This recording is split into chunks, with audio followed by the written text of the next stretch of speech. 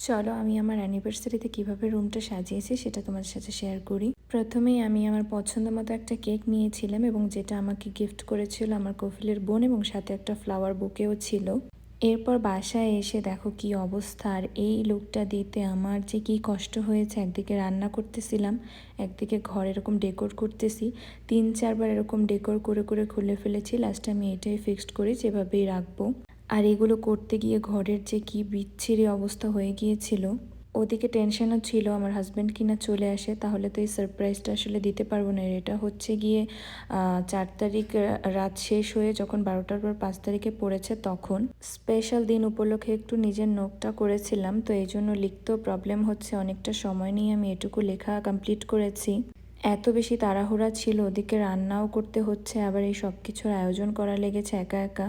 আমার হাজব্যান্ডের আসলে এই দিনগুলো মনে থাকে না, তো আমি সবসময় ট্রাই করি ওকে একটু করে সারপ্রাইজ দেওয়ার, আমার ভালো লাগে।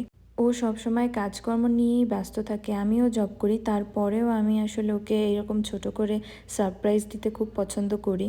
তবে এবারের তারিখটা মানে আমাদের বিবাহবার্ষিকীর ডেটটা ওর মনে ছিল, এবং ও আমাকে একটা অনেক বড় সারপ্রাইজ দিয়েছে। হয়তো আপনাদের কাছে সেটা খুবই সামান্য, তবে আমার কাছে সেটা অনেক বেশি কিছু। আমি ঘরের এই কর্নারগুলো সুন্দর করে সাজিয়েছি, মানে আমি যতটা পেরেছি, আমার পক্ষে যতটা সম্ভব হয়েছে তেমন করে।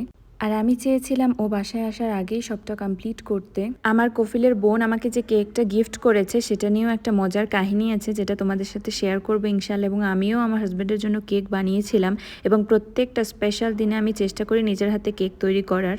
আর এই ডেকোরেশন করার সমস্ত ফ্লাওয়ার্স আমাকে এনে দিয়েছে আমাদের সকলের প্রিয় রাজু ভাইয়া, যাকে তোমরা অনেকেই আমার ভিডিওতে দেখো।